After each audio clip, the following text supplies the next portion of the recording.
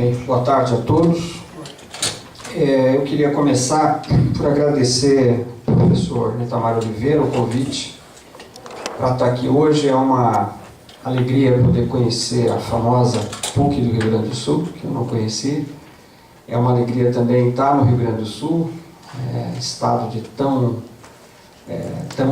importante tradição política e tão interessante também. Eu nunca tinha tido a oportunidade de debater aqui no Rio Grande do Sul. Queria também cumprimentar o meu amigo professor Marcos Nobre, cumprimentar o professor Rafael Madeira e o professor Eugênio Bavaresco, que nos brindaram com cálida recepção aqui em Porto Alegre. Bem, também como o Marcos, antes de entrar na minha exposição, duas palavras sobre um aspecto lateral mais interessante aqui. O Marcos e eu acabamos por construir uma amizade na crítica, que não é uma coisa muito usual no Brasil. As pessoas, quando se criticam, costumam ficar longe e, quando concordam, ficam perto. Mas nós estamos construindo uma amizade na crítica. E eu acho que isso tem uma consequência teórica interessante, ao qual o Marcos se referiu e eu queria endossar, que é a seguinte: eu acho que nós estamos descobrindo que temos em comum uma vontade de retomar uma tradição de discutir o Brasil em termos amplos. Significa olhar para o passado brasileiro, olhar para o presente, olhar para o futuro em termos globais. Para onde vai o Brasil, para onde a gente gostaria que ele fosse, o que implica em fazer certos diagnósticos, em se arriscar a fazer certas previsões e, digamos, discutir propostas, né? Eu acho que isso nos unifica. Nós temos, como disse o Marcos, uma série grande de diferenças. Não poderia deixar de ser diferente, porque o tema é muito variado. Em certos momentos do debate, eu acho que não é que nós tenhamos pontos de vista contrapostos, às vezes são complementares, mas nós estamos olhando de ângulos diferentes. Outros talvez sejam propriamente contrapostos, mas isso faz o debate avançar. Então, isso posto, eu quero dizer o seguinte: eu fiquei bem atrapalhado sobre como conduzir aqui a exposição, porque eu acho que nós temos muitas entradas diferentes. Depois, no caminho, eu vim no avião conversando com o Marcos, ele me disse que aqui há especialistas em Hegel, pessoas que passam a vida estudando coisas de grande profundidade que eu nunca tive oportunidade de fazer. Eu fiquei um pouco assustado. Como é que eu vou me colocar aqui? Eu não sabia que era um centro ligado à filosofia. Eu estou acostumado a um debate mais nas ciências sociais. Então vim um pouco intimidado, mas então resolvi fazer o seguinte: eu vou dizer algumas palavras sobre o pano de fundo do tipo de formulação que eu estou propondo. Depois vou discutir o lulismo propriamente dito. Depois eu queria falar um pouco sobre o que eu chamo de acontecimentos de junho. E, finalmente, dizer algumas palavras sobre duas coisas, porque está no título do debate, Rumos da Democracia Brasileira.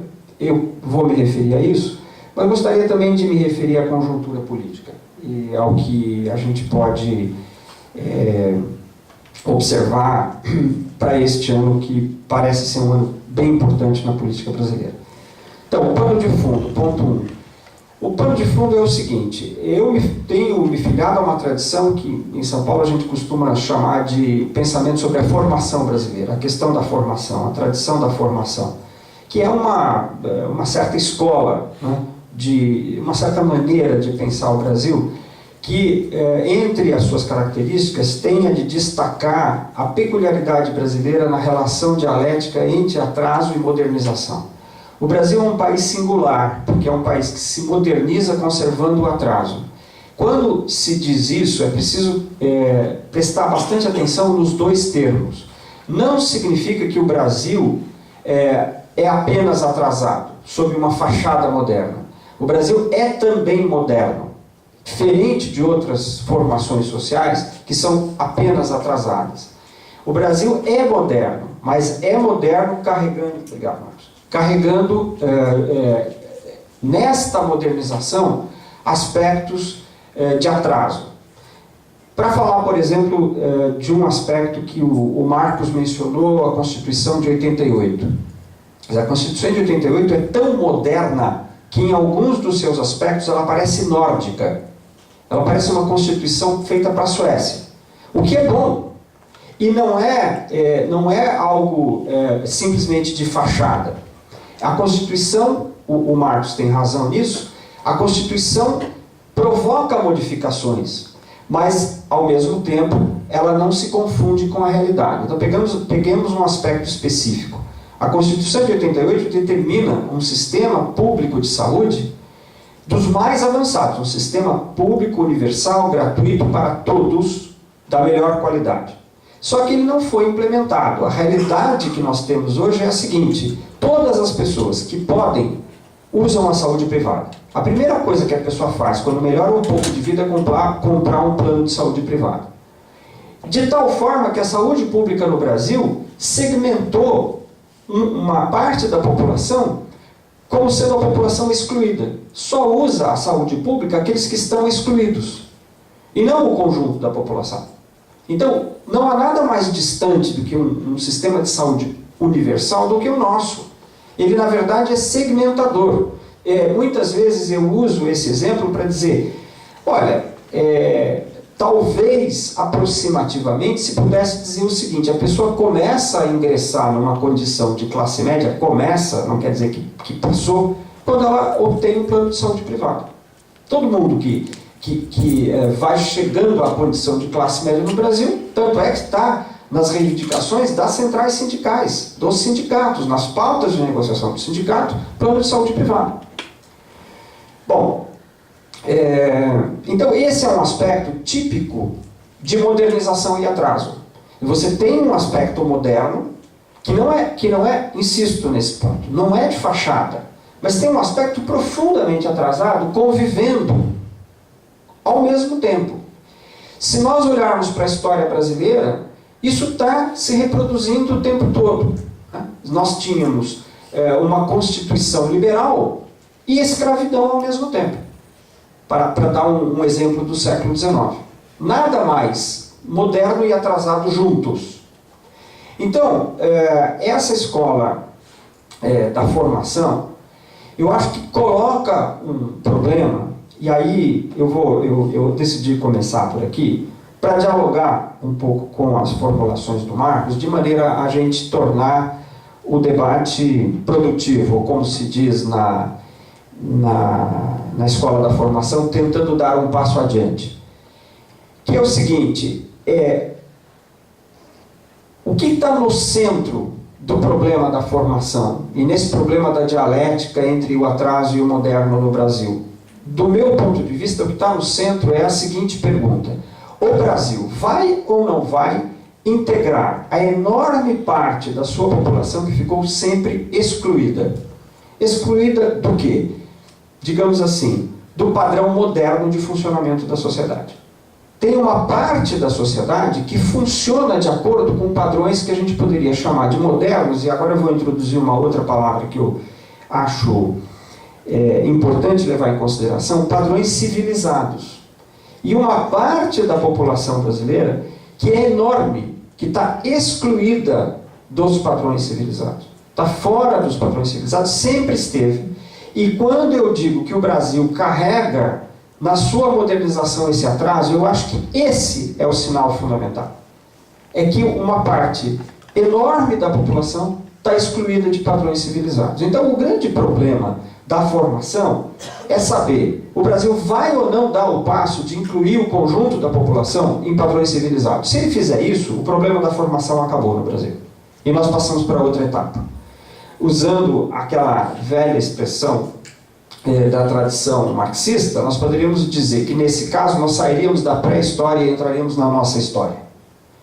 Enquanto esse passo não for dado, nós continuamos na pré-história. Ou seja, de certa forma, no Brasil, o problema do socialismo está subordinado a esse problema. É que também ele vai se combinar com esse problema, porque, de alguma maneira, as opções socialistas, elas fazem avançar o padrão civilizatório. Mas, ao mesmo tempo, de alguma forma nós estamos aquém do início da história. Não sei se está claro o que eu estou dizendo. Então, o que eu queria afirmar nesse ponto 1 é o seguinte: eu acho que este problema da formação não está resolvido. E aí há uma diferença, porque eu acho que, como o problema da formação não está resolvido e ainda pode se resolver, e eu entendo o lulismo, que é o ponto 2 da minha exposição, como uma chance histórica que o Brasil tem de resolver esse problema, o que não significa que vá resolver, porque essa chance histórica pode ser perdida. Mas como eu acho que se abriu uma nova chance histórica de resolver o problema, todas as questões fundamentais da formação estão de volta. E o melhor exemplo disso é que o Marcos diz, com a Constituição de 88, acabou o modelo nacional desenvolvimentista. Eu digo, não acabou. A presidente Dilma tentou implementar esse modelo em 2011 e 2012. E ela fez transformações políticas importantes e pouco notadas, políticas, econômicas e sociais. Eu acho que fracassou, por hora. Por que fracassou é o tema que eu queria abordar no final da discussão aqui, da minha exposição. Mas neste momento inicial, eu queria apenas dar esse exemplo para dizer que o problema está posto. Questões que pareciam antigas, agora que nós estamos no ano do cinquentenário do golpe de 64, questões que pareciam antigas estão voltando, estão de volta na realidade. Questões, por exemplo, como o populismo, entender o populismo, porque tem aspectos de populismo no que eu chamo de lulismo. Então, isso não é casual. Isso aí tem a ver com o fato de que problemas antigos do Brasil não foram resolvidos e continuam estando no centro da pauta. Esse é o ponto inicial. Então, o que é o lulismo? Eu acho que o lulismo é uma invenção política que abriu essa chance histórica de avançar na direção da integração dessa parte excluída da população brasileira. E ele fez isso de maneira imprevista, porque tanto a esquerda quanto a direita tinham um diagnóstico, na verdade, comum, de que para fazer as mudanças que eram necessárias para se integrar essa parte excluída da população, seria necessário romper com o capital. E ao romper com o capital e criar uma situação de confronto político sério, haveria dois resultados. Do ponto de vista da esquerda, poderia haver o avanço fundamental, dar o passo fundamental que civilizaria o país. E do ponto de vista da direita, haveria um retrocesso parecido com o que houve em 64. Nenhuma das duas coisas aconteceu.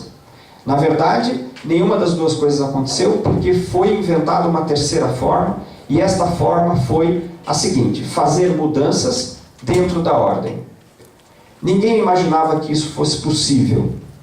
Que mudanças foram essas? Basicamente, um combate importante à pobreza mais extrema, um processo de distribuição de renda lento, porém contínuo, e a abertura do acesso de milhões de pessoas a um patamar mais alto de consumo que reativou a economia brasileira por baixo. Ao mesmo tempo, sem romper com as grandes diretrizes do capital, que são o chamado tripé macroeconômico de orientação neoliberal. Ou seja, metas de inflação, o que significa juros altos toda vez que a inflação aumenta um pouco, e, portanto, significa, no mínimo, independência técnica do Banco Central e, se possível, autonomia legal do Banco Central, que ainda não aconteceu. Significa um superávit primário alto, ou seja, contenção dos gastos públicos para pagar esses juros altos, e significa câmbio flutuante, que permite a importação de produtos estrangeiros, de tal forma que eles venham a conter esse processo inflacionário, porém tendo como contrapartida a desindustrialização do país. A surpresa do lulismo foi que ele fez as duas coisas ao mesmo tempo. Então, ele permitiu um avanço e, ao mesmo tempo, colocou limites para o seu próprio avanço, que é o que eu chamo de mudança gradual e pacto conservador. Essa é a dialética que eu acho que a gente tem que colocar de pé para entender o que foram esses últimos 10, 12, 13 anos que nós vivemos no Brasil. Foi uma década e pouco de avanços importantes. Eu discordo daqueles que acham que não houve um mero prosseguimento do neoliberalismo no Brasil. Se você olha do ângulo da política macroeconômica, sobretudo do primeiro mandato do ex-presidente Lula, sim. Porém, isso não foi tudo que aconteceu. Isso foi parte do que aconteceu. É parte importante? Claro que é parte importante. Nós vamos ver em seguida o que isso representa para o nosso futuro. Mas, ao mesmo tempo, foi possível melhorar as condições de vida de cerca de 40 milhões de pessoas. E essas 40 milhões de pessoas estavam na base da pirâmide brasileira. Portanto, atacou de frente e de maneira, eu diria, que pode se tornar uma mudança estrutural, o principal problema brasileiro, que é o problema da integração.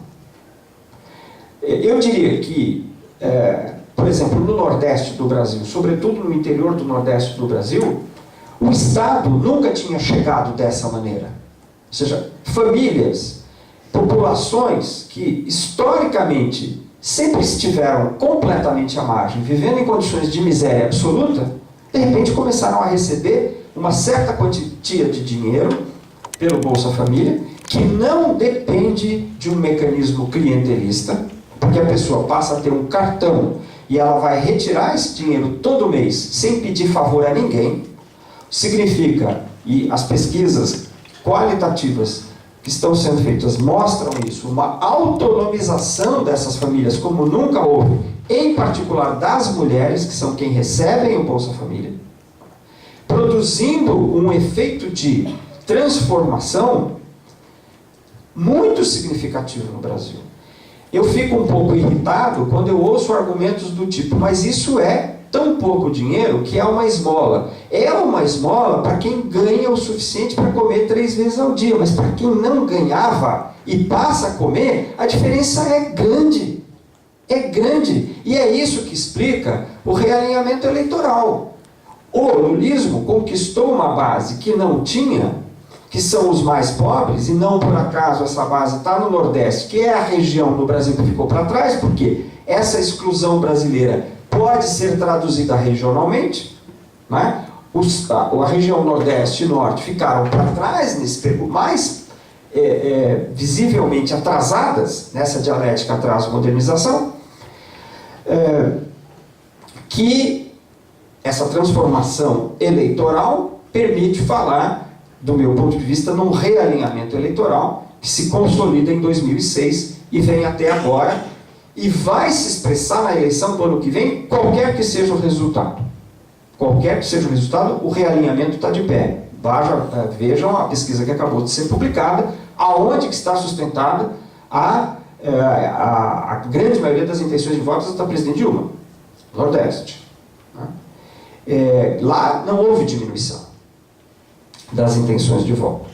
Bem, então, essas transformações, elas não são de ordem a que se possa falar de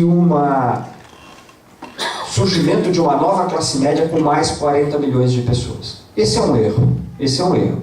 Porque o que ela fez, por exemplo, com quem recebe o Bolsa Família, foi pegar pessoas que estavam na miséria extrema e passá-las para o degrau da pobreza. O que não significa que a pessoa virou de classe média e está longe de virar de classe média. Mas ela mudou de condição. Os filhos... a Folha de São Paulo tem uma coisa muito interessante, que é acompanhar algumas famílias do Nordeste durante anos, famílias que têm filhos, que recebem o Bolsa Família. Então o repórter volta lá a cada 2 anos, por exemplo, e vai vendo como está a evolução das crianças. Algumas dessas famílias, claro, vocês vão dizer, bom, mas são alguns casos, o que isso representa? representa aqueles casos que podem indicar coisas, né, que precisam ser confirmadas por pesquisa mais ampla. As crianças estão se desenvolvendo, estão indo à escola, estão melhorando, né, de capacidade cognitiva. A letra das crianças mostra que eles têm que escrever um pequeno bilhete que é publicado. Então você vê que há uma mudança. Bem, essa mudança é estrutural. Há uma discussão com a qual eu concordo parcialmente, que diz o seguinte: enquanto não for constitucionalizada a Bolsa Família, ela pode ser revogada por qualquer governo. E, portanto, ela não é estrutural. Ela não se transformou num direito, o que é parcialmente verdadeiro. E, em função disso, eu tenho defendido que um avanço importante, que deveria ser considerado na próxima eleição presidencial, é enviar ao Congresso um projeto de lei que já está pronto, inclusive, mas por razões que eu desconheço, foi engavetado, chamado Consolidação das Leis Sociais, inspirada na Consolidação das Leis do Trabalho que o Getúlio fez em 42. Significaria pegar o conjunto mais importante das políticas sociais que foram desenhadas na última década e transformá-las em direitos constitucionais. Eu acho que isso é um avanço fundamental. Então eu concordo com quem está assinalando que não... E aí, até concordando com o que foi dito antes, a questão constitucional é importante. O que está ou não está na Constituição, afinal de contas, é importante. Peraí. No entanto, eu acho que, do ponto de vista da política prática, ninguém mais vai ter coragem de revogar o Bolsa Família no Brasil. Não é mais viável politicamente revogar, mesmo que o PSDB ganhe a eleição deste ano. Mesmo que isso viesse a acontecer, não iria revogar. Então, na prática, é uma espécie de direito, se é que vocês me entendem. Eu não estou descartando a questão constitucional, mas é preciso também considerar que isso já foi incorporado. Não é? Mas não é só isso. Não é? Há também o aumento contínuo do salário mínimo, que nos governos Lula e Dilma se valorizaram em 72% reais. Significa dizer, o principal mecanismo de distribuição de renda no Brasil, que é o salário mínimo, foi acionado no sentido de promover uma mudança em como a riqueza do país está sendo apropriada por cada camada social. Quem tem expectativas de um reformismo forte, não de um reformismo fraco, poderia lembrar que o presidente Salvador Allende duplicou o salário mínimo no primeiro ano de governo. Que o Getúlio Vargas duplicou o salário mínimo em 53, se não me engano, ou 54, que foi o ano do suicídio. Muito bem, mas eu não estou dizendo que não dá para fazer. Quem sou eu para dizer que não dá para fazer um aumento maior? Mas o fato é que este aumento de quase de 70%, nós estamos caminhando para 100%, para duplicar o valor real do salário mínimo, implica em distribuição de renda real, e os índices de Gini estão aí para mostrar que a distribuição de renda está melhorando no Brasil. Novamente, essas pessoas todas que recebem salário mínimo passaram a ser de classe média? Não. Mas elas passam a ser o que nós poderíamos chamar de novo proletariado ou nova classe trabalhadora, que é formada sobretudo por jovens que estão tendo seu primeiro emprego, o que os coloca numa condição muito diferente daquela que estes mesmos correspondentes, que não eram esses jovens, porque não tinham idade para isso, mas os jovens da década de 90, quando nós experimentamos a experiência neoliberal dos governos do PSDB, não tiveram. Isso faz muita diferença. O emprego no Brasil cresceu muito, saímos de um patamar de desemprego de cerca de 12% para um patamar de desemprego de perto de 5%, que significa praticamente pleno emprego. Então estes jovens estão podendo trabalhar, embora não sejam de classe média. Agora entra o outro lado da moeda. Eles podem trabalhar, mas ganham muito mal. O salário é muito baixo. As condições de trabalho são muito precárias. Eu vou dar pela enésima vez o mesmo exemplo, mas eu infelizmente não sou especialista na área, então não consegui outro, mas esse é tão bom que eu vou repetir. Os que já já me viram falar isso, perdoem pela repetição. Um dos setores que mais cresceram, que mais empregam jovens no Brasil é o telemarketing. São milhões de pessoas que trabalham nisso hoje no Brasil. Por razões óbvias, uma pessoa que trabalha em telemarketing tem que falar o tempo todo. E porque tem que falar, tem que tomar água, porque a garganta fica seca. Mas essas pessoas são proibidas de ir ao banheiro. Não podem ir ao banheiro. Só podem ir ao banheiro a cada X de tempo. São condições de trabalho pré-revolução industrial, ou do começo da revolução industrial.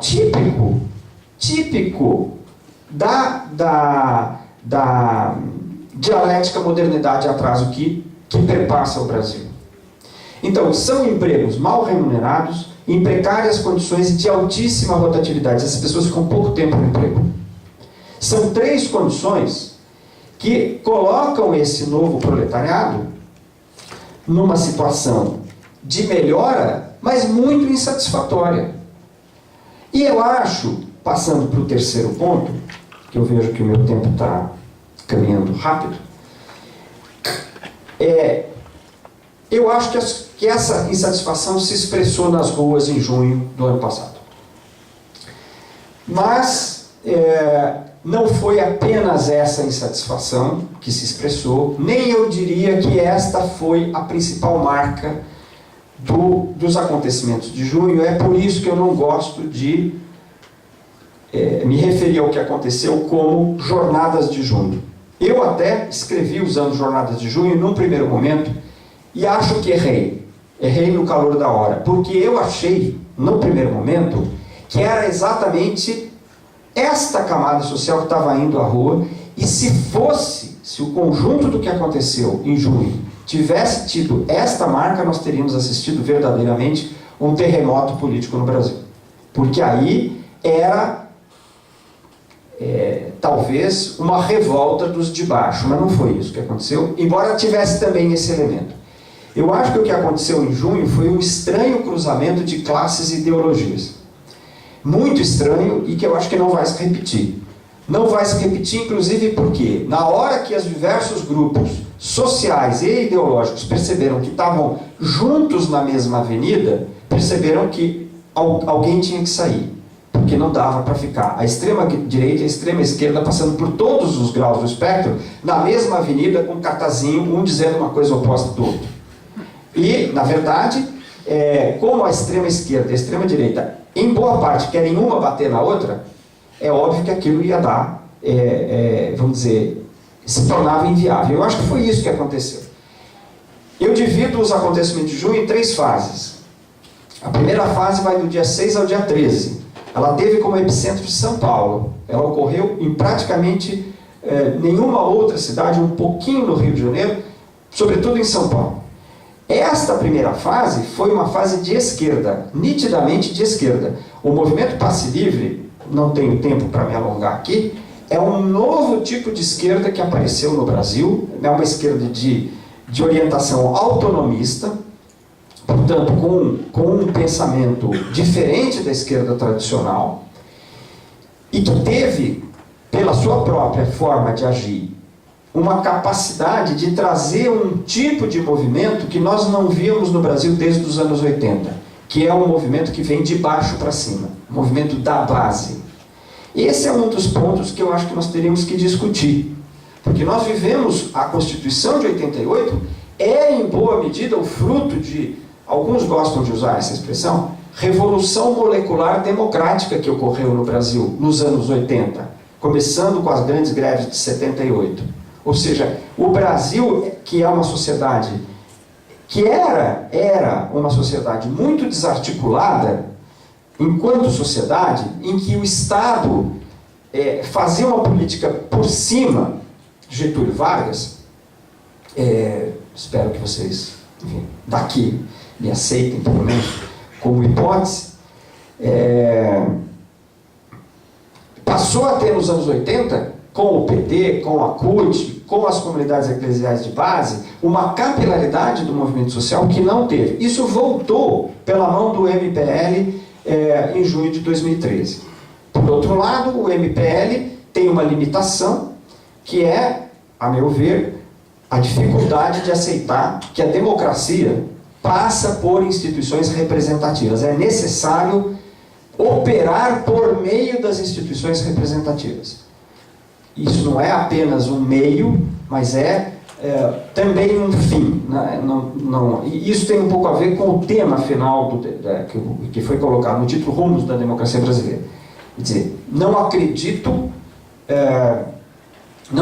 em democracia sem representação. Porém, também não acredito numa representação verdadeiramente democrática sem participação social. E foi isso que o MPL levou naquela primeira semana. Mas aquela primeira semana mobilizou, no seu auge, algo como 10 a 20 mil pessoas na cidade de São Paulo no dia 13. E aí aconteceu aquele fenômeno que vocês conhecem, que foi uma repressão desmedida da Polícia Militar. Chegaram ao ponto de atirar balas de borracha em pessoas que estavam passando e que visivelmente não tinham nada a ver com a manifestação. Quer dizer, agrediram a própria população. Aquilo foi realmente um acontecimento extraordinário e que acabou trazendo uma consequência completamente inesperada. Essa sim, completamente inesperada. Que foi a seguinte: eu acho que diferentes camadas sociais e diferentes correntes ideológicas perceberam que havia ali uma janela de oportunidade para ir à rua. Começando pela direita. A direita está querendo ir à rua desde 2005 com o escândalo chamado do Mensalão. E não conseguiu até junho de 2013. Ou seja, de fato, a direita usou uma janela de oportunidade aberta pela esquerda e usou porque, como o MPL é horizontalista, ele não impõe uma direção. Então, a direção do movimento, embora eu interpretativamente digo isto é um movimento de esquerda, poderia ser confundido com um movimento contra a Prefeitura de São Paulo, que é uma prefeitura dirigida pelo PT. E a direita enxergou a possibilidade de transformar esse movimento num movimento contra o governo Dilma, que obviamente, por razões que eu não preciso explicar, está ligado ao governo da Prefeitura de São Paulo. E foi para a rua, e conseguiu ir para a rua pela primeira vez, e não vai sair. Não vai sair. Porque agora abriu-se uma situação no Brasil em que todo mundo foi para a rua. Todas as correntes e todas as camadas sociais. É muito interessante o que está acontecendo no Brasil, uma coisa nova, boa, e ao mesmo tempo que traz novos problemas e novos desafios para a conjuntura.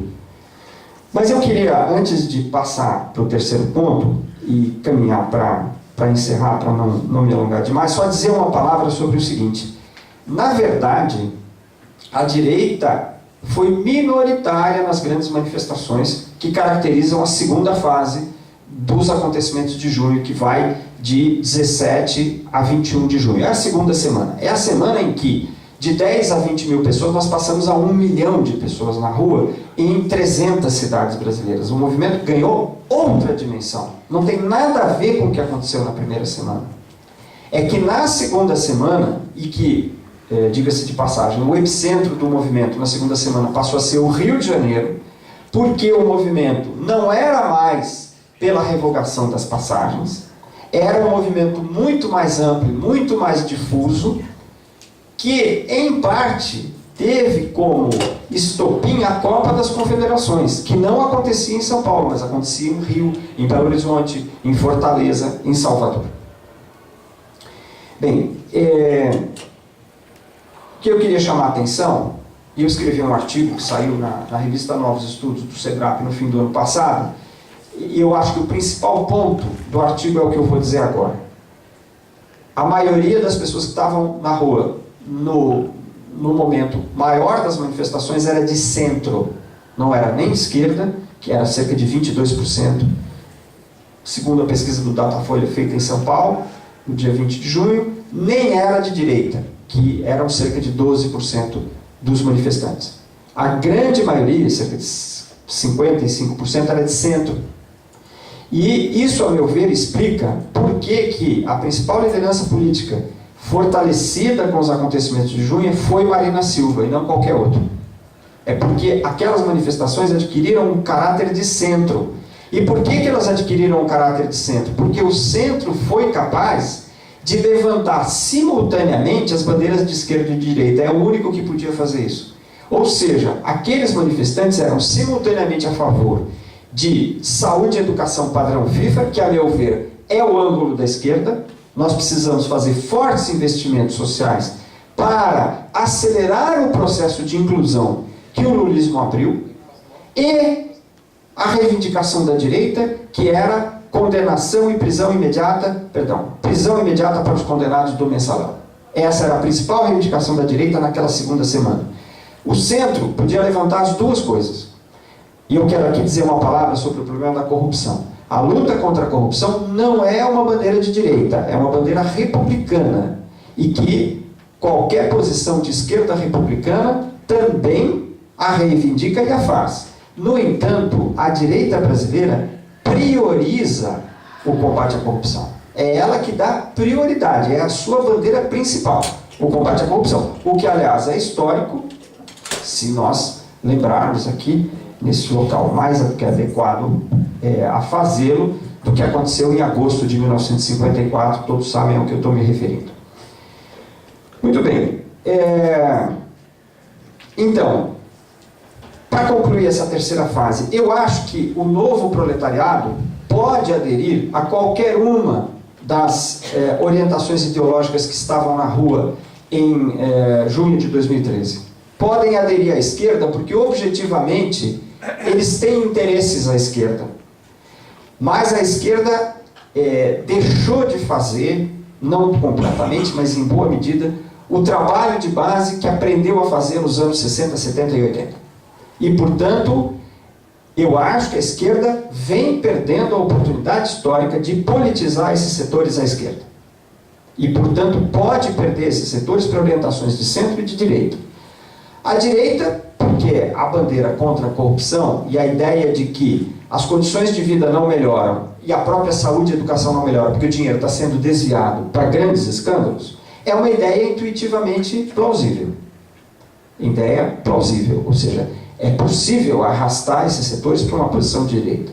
E a posição de centro, que é tipicamente uma posição de classe média, até porque este novo centro, representado pela Marina Silva, é um centro pós-materialista, pode atrair esses setores por razões que a sociologia clássica explica bem. Quando você sofre um processo de ascensão social, você pode ter duas consequências. Você pode levar para a sua nova condição a solidariedade antiga, que é aquela do meio do qual você partiu. Então, é possível você encontrar pessoas que dizem: olha, o ex-presidente Lula não me ajuda muito, o lulismo não me ajuda muito, mas ajuda muito a minha família que ficou no Nordeste, os meus parentes que estão no Nordeste. Isso diz respeito a uma solidariedade de classe, por assim dizer, que ficou. Mas você encontra também com muita frequência pessoas que melhoraram a sua condição de vida e que dizem: o Bolsa Família financia, estimula e sustenta pessoas que não querem trabalhar. Sendo que ontem, ou anteontem, figurativamente, essa mesma pessoa estava dependendo do Bolsa Família. Metaforicamente falando. Bem, então, o que está acontecendo aí? Quer dizer, ele se identifica mais para o lugar para o qual ele quer ir, que é o padrão de classe média, do que do lugar do qual ele vem. E com isso, então, eu passo para o terceiro ponto, que é perspectivas da democracia e a conjuntura política. Eu acho que a democracia brasileira, se houver interesse, e a gente pode detalhar isso no debate, ela sofre dessas características típicas do Brasil, que é a conjunção entre modernidade e atraso. Modernidade no fato de que hoje, de fato, o Brasil tem poderes independentes, portanto, nós temos um Estado de Direito que funciona como tal. Nós temos um sistema de eleições competitivos, ou seja, nós temos mais de um partido que pode disputar o poder, e se disputar, vem disputando. As eleições são confiáveis, e quem ganhar a eleição vai assumir o governo e vai governar. Isto pode parecer mínimo, mas é muito. Ou seja, a democracia brasileira funciona muito melhor do que outras experiências de países periféricos, onde essas condições simplesmente não se dão. Desse ponto de vista, o Brasil avançou muito. Mas, por outro lado, à medida que uma parte importante da população continua excluída, você tem a reprodução de mecanismos clientelistas que fazem com que o Congresso Nacional seja, em boa medida, a expressão de interesses particulares que não expressam projetos nacionais, como gostaria o Marcos, que possam se contrapor e, portanto, disputar em caráter, vamos dizer, moderno, uma opinião pública que tenha conhecimento e que possa, então, deliberar, para dizer de uma forma sintética. Em que medida essa democracia pode avançar? Em que medida ela pode retroceder? Eu diria que o avanço da democracia, do meu ângulo, está na dependência de o Brasil conseguir integrar a parte da população que não está integrada. Portanto, eu remeto o avanço da democracia, o aprofundamento da democracia, ao problema da formação. E eu diria que esta inclusão hoje está no seguinte pé. A presidente Dilma tentou uma política mais avançada nos anos 2011, 2012. Uma política que se confrontou pela primeira vez, desde que o lulismo se tornou o fator predominante no país, confrontou o capital financeiro, que é o núcleo do capital, por meio de uma política corajosa de redução dos juros e de intervenção no câmbio de modo a favorecer a indústria brasileira. Eu diria que isso é tipicamente nacional-desenvolvimentista e recolocou uma pauta que parecia esquecida desde os anos 60. E, curiosamente, aconteceu de novo algo muito parecido com o que aconteceu nos anos 60. A burguesia faltou ao encontro. Ou seja, precisava de uma outra parte chamada investimento. E a burguesia simplesmente não compareceu. Talvez o caso mais paradigmático disso seja, nesse pacote industrialista foi feita uma desoneração da folha de pagamento para que as empresas produtivas pudessem ter mais recursos. O ano passado isso economizou, deu às empresas, a esses setores, algo como 16 bilhões de reais, ou seja, um Bolsa Família inteiro, e isso parece não ter sido convertido em investimento, foi posto em algum lugar que deve ter sido um investimento financeiro, ou qualquer coisa desse tipo. Bom, resultado. A experiência, vamos chamar assim, caráter provisório aqui, de ensaio desenvolvimentista da presidente Dilma fracassou. E a presidente Dilma começou a recuar, e de lá para cá, do final de 2012 ao longo do ano de 2013, começou a fazer concessões na forma de privatizações, que o governo prefere chamar de concessões, mas do meu ponto de vista são privatizações, voltou a aumentar os juros, recuou da intervenção cambial, ou seja, todo o programa implementado começou a voltar para trás. Pior do que isso, a burguesia se unificou em torno de exigências de que esse tipo de recuo vá bem mais longe na direção de um ajuste recessivo, um ajuste fiscal recessivo, que, a meu ver, poderia chegar a colocar em questão os avanços sociais que foram feitos, inclusive, no próprio governo Dilma. E é isso que está em jogo na eleição de 2014. Ou seja, independente de quem vai ser candidato, deixar de ser candidato, que são questões pontuais que nós podemos voltar a discutir, o que está em jogo é o que vai acontecer no Brasil a partir de 2015, e a pergunta-chave é, uma vez que a burguesia parece unificada contra um projeto de desenvolvimento com distribuição de renda, quais são as forças sociais que existem e que poderiam impulsionar este movimento contra a burguesia, ou não é possível? É preciso que a burguesia se divida. E se é preciso que a burguesia se divida, existem condições para isso? O que está no horizonte em relação a essa questão. De tal forma que eu acho que, para concluir, não é possível a gente pensar as questões políticas se nós desligarmos as questões políticas das velhas questões de classes sociais que saíram um pouco de moda, ou bastante de moda, mas que eu continuo achando que são decisivas para a gente entender como funciona o Brasil e como nós poderíamos avançar mais rapidamente para uma integração civilizatória completa e, portanto, para aí sim declarar encerrada a questão da formação. Muito obrigado.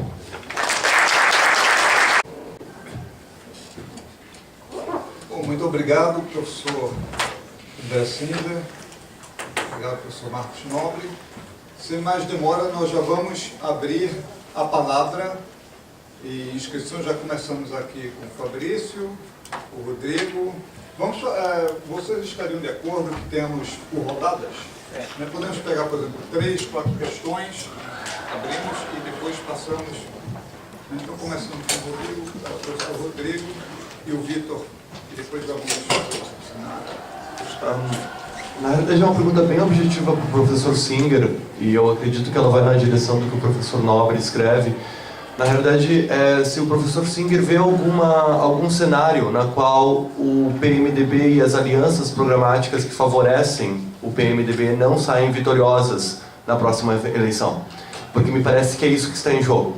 Como é que pode haver uma formação política de Congresso ou de Senado nessa e até na próxima eleição que não favoreça o projeto ou os interesses, né, do PMDB. Então, se o senhor consegue ver um cenário onde isso é possível nas próximas eleições, seja no Congresso ou seja no Senado no Brasil, independentemente de quem seja eleito para o Executivo. Bem, eu queria, em nome do programa de pós-graduação em Ciências Sociais, saudar os dois debatedores aqui, e dizer que para nós é uma satisfação receber a ambos aqui na PUC, um debate de altíssimo nível, ainda mais sabendo agora que é a primeira vez que o André pode debater aqui conosco em Porto Alegre. Então, para nós é uma satisfação e eu parabenizo também o Centro de Democracia pela iniciativa. A minha pergunta para o Marcos, eu queria, Marcos, te ouvir um pouco mais sobre quais são os argumentos que fundamentam essa ideia de que as revoltas de junho do ano passado teriam essa capacidade de ter aberto um novo período, né? Eu acho que faltou um pouco de fundamentação para essa tua afirmativa. Por exemplo, por que não a vitória do Lula e do PT em 2002? Né? Por que não esse o marco da democratização e não mais da redemocratização, abrindo um período histórico onde se colocam em pauta novos temas, né? Então essa seria a minha pergunta. Para o André, a minha pergunta é mais pontual, André. Eu queria que tu falasse um pouco sobre uma afirmação que tu fizeste, que é essa de que a esquerda, a partir de um determinado momento, deixa de fazer o trabalho de base, né? Eu acho que isso é uma questão importante porque tem a ver com a disputa de hegemonia, né, desse novo proletariado que está em aberto, né? Só que isso parece, de alguma forma, algo um tanto voluntarista, ou seja, a geração anterior ela era mais voluntarista, ela ia para a rua, ela se mobilizava e fazia o trabalho de base, e agora isso não está sendo feito, né? Eu acho que por trás disso, na verdade, o que está em pauta é a questão de que a esquerda está no governo, né? E a partir do momento que a esquerda está no governo, na verdade, fazer o trabalho de base significa sustentar as políticas do governo. E a minha questão é, bom, afinal de contas, que políticas são essas, né? Eu acho que a partir de um certo ponto, tanto no período Lula quanto agora no período Dilma, nós podemos discutir, por exemplo, o programa econômico, né? A política econômica do governo. Mas, para além disso, afinal de contas, qual é a proposta, né? O governo, por exemplo, fez uma série de conferências nacionais, especialmente no período Lula, né? Conferências de segurança pública, direitos humanos, comunicação, uma série de temas que são fundamentais, e a partir dessas conferências a ideia é: vamos ter, a partir de agora, um projeto de reformas. Só que essas conferências não produziram esse projeto. Na verdade, nela se expressou uma grande diferença de opiniões nas mais diversas áreas, e o governo não atuou nessas conferências no sentido de ter uma política de fato elaborada e a partir daí colocada em prática, né, ou pelo menos na disputa política, e portanto, na verdade, o que existe hoje é justamente isso, né, um recuo do ponto de vista desses temas que são temas-chave. Reforma política, reforma tributária, reforma da segurança pública e das polícias, e aí fica difícil fazer o trabalho de base, né? Se tu não tem de fato uma referência, se não há um sujeito político defendendo ideias mais claras e concretas nos temas que seriam os temas estratégicos, quem vai ser o sujeito político que vai defender essas questões, né? Então me parece que aí o problema não está na base, o problema está justamente naqueles que seriam responsáveis pela implementação desse programa, né? Então seriam essas questões. Obrigado. O Vitor, e assim encerramos essa primeira rodada.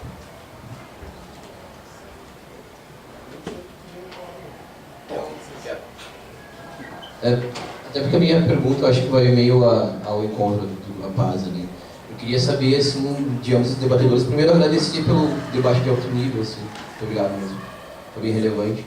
Queria saber se vocês veem a possibilidade, né, de existir um pacto governamental com os partidos ditos mais à esquerda, assim, como PT e PSOL, né, ou se isso é impossível em função da governabilidade do PMDBismo enquanto, né, fenômeno.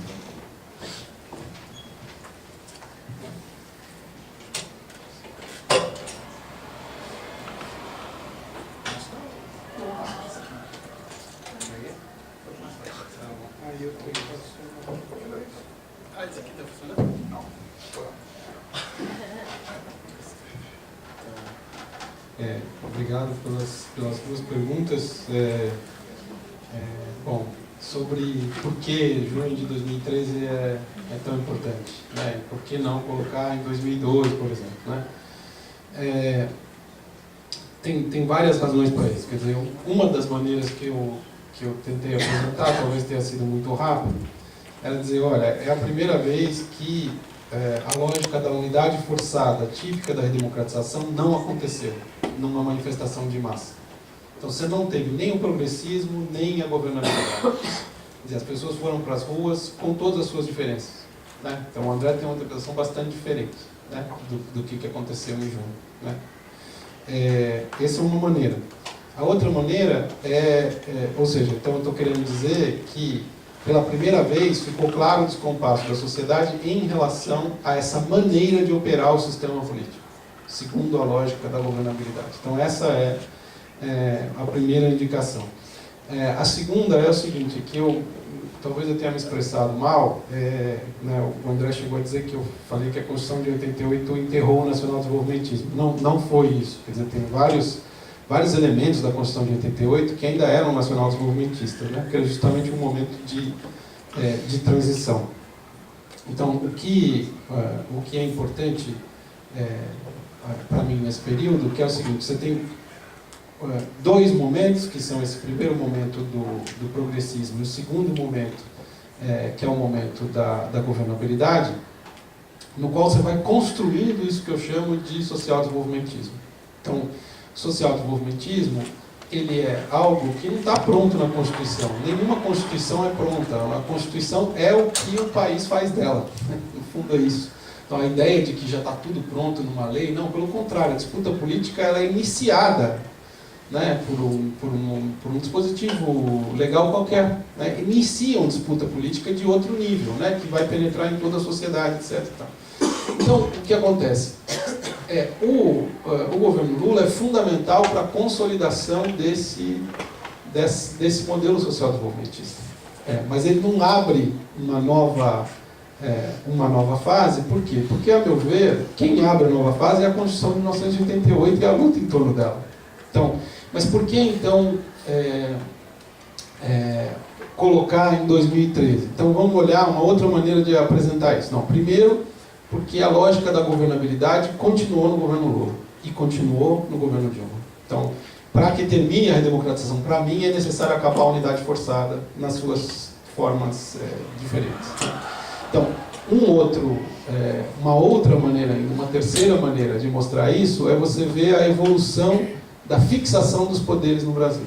Então você tem, por exemplo, na década de 80, claramente uma fixação do Poder Legislativo, então você tem uma democratização do Poder Legislativo, você elimina os biônicos e você consegue finalmente fazer eleições mais ou menos proporcionais, tem problemas de proporcionalidade ainda, a gente sabe, né?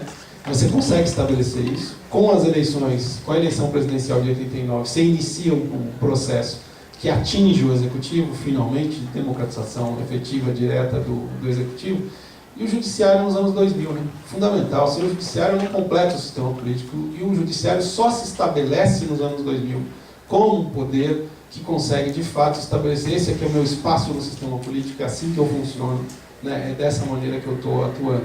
Então, vejam que essas 3 décadas são 3 décadas também de consolidação de 3 poderes. Então, por isso eu acho, é possível dizer que em junho de 2003 encerra a redemocratização. Seriam 3 maneiras. Eu teria mais umas 18, provavelmente, porque sempre dá para a gente ter um desenvolvimento que a gente até não tinha pensado, né, no momento que aparece. Bom, pacto governamental PT-PSOL. Vejam, pacto PT-PSOL teria provavelmente 83 deputados, né? Alguma coisa, em termos congressuais, né? Agora, o sentido da sua pergunta me é muito caro. Por quê? Porque, na minha opinião, acabou, ou tende a acabar, a lógica do superbloco e da supermaioria. Nós temos que caminhar para governos, ou para, vamos dizer, programas eleitorais muito mais enxutos e mais aguerridos, que não dependam de uma base de 400 deputados, de uma base de 60 senadores.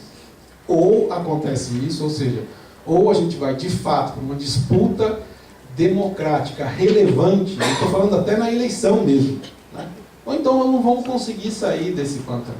Essa é a minha impressão. Então, eu compartilho o teu, eu acho que a visada da tua pergunta, né? Nós precisamos de governos, seja minoritários, mas não muito minoritários, mas que possam ter um poder popular que sustente, né, as suas posições de alguma maneira, não pode ser minoritário demais, ou então que tenham maiorias muito estreitas e que possam de fato fazer disputa política no nível que a gente precisa para aprofundar a democracia no Brasil. Porque é claro que diminuir desigualdade é avanço democrático, isso para mim é evidente.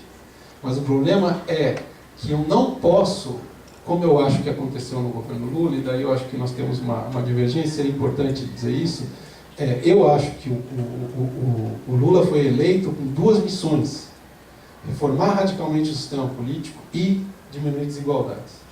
Depois de 2005, o que ele disse para a contraparte organizada da sociedade que sustentava o governo, e que é muito importante, foi: não é possível fazer as 2 coisas. Eu vou precisar fazer um acordo com esse sistema político tal qual ele funciona para poder atingir o objetivo de diminuir a desigualdade. Eu acho que esse tipo de barganha não é mais aceitável. É isso que eu estou querendo dizer.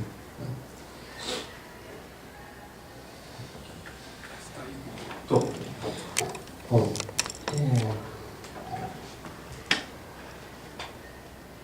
o problema, Fabrício, de responder a tua pergunta é que eu acho que não está claro quais são os interesses do PMDB.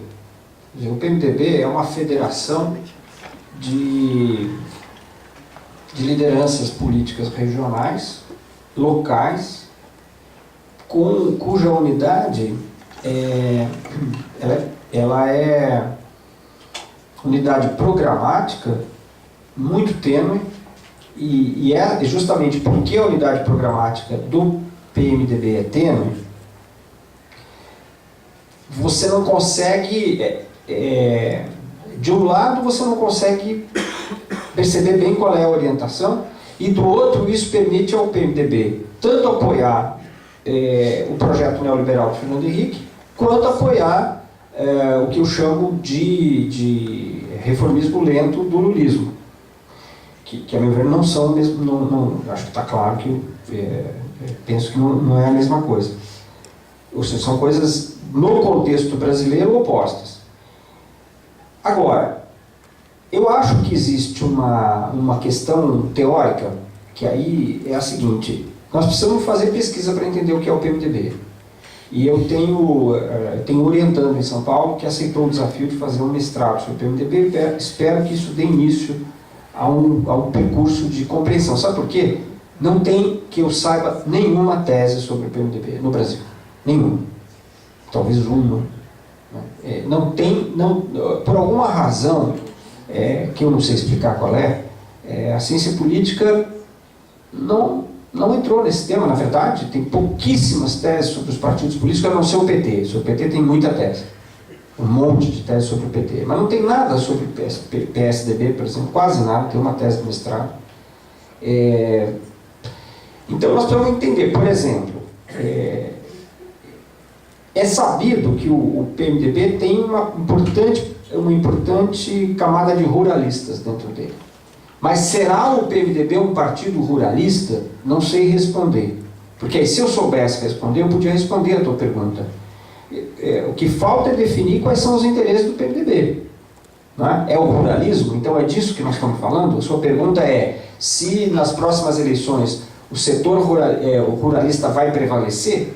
Será que é essa a pergunta? Então, estou querendo problematizar um pouco a questão. Eu acho que não vejo no horizonte muita probabilidade de que o PMDB e uma série de outros partidos que giram em torno do PMDB deixem de ter uma expressão importante no Congresso Nacional e, portanto, que qualquer governo que chegue ao Planalto tem que negociar com ele. O que não equivale, Fabrício, a dizer que o programa é o programa do PMDB, até porque não sabemos bem qual é o programa do PMDB, né? Agora, que terá que negociar com o PMDB e com outros partidos parecidos, sim, terá. Não vejo no horizonte que isso vá mudar. Não há porquê, em 2014, você poderia dizer assim, pelas manifestações de junho, que justamente expressaram uma rejeição a isso. Mas aí a diferença muito grande entre quem foi à rua e quem vai votar. Lembre-se que 95% da população não foi à rua ou mais. Então, foi muita gente à rua? Foi. Mas essa é sempre a dialética entre manifestação e eleição. Na eleição, predomina quem não vai à rua. Porque, por alguma razão, uma enorme parte da população não vai à rua e essas pessoas vão votar. Não sei se isso avança alguma coisa na tua indagação, mas até onde eu sou capaz de ir. Por que a esquerda deixou de fazer trabalho de base? É porque está no governo? Eu acho que não. Quer dizer, eu acho que não. Eu acho que é por um outro motivo. Acho que é porque o PT mudou de perspectiva. Assim, o PT era um partido nitidamente de esquerda até 2002. Há quem questione essa minha periodização, mas eu acho que, levando-se em conta o conjunto, eu diria até 2002 o PT era nitidamente um partido de esquerda. Basta ver a proposta que foi aprovada em dezembro de 2001 em Olinda. Pega aquele que é o pré-programa que foi aprovado ali, programa histórico do partido, e que estava dentro desse programa histórico a ideia de que teria que haver algum grau de ruptura. Claro que não é uma ruptura, não é querer ver o circo pegar fogo, mas haveria um confronto. Essa perspectiva muda radicalmente em 2002. É uma virada, é uma cambalhota, de uma hora para outra, sem preparação. E o partido passa a se reger por uma outra orientação, que talvez a gente pudesse chamar de centro-esquerda. É o que eu chamo de segunda alma do PT.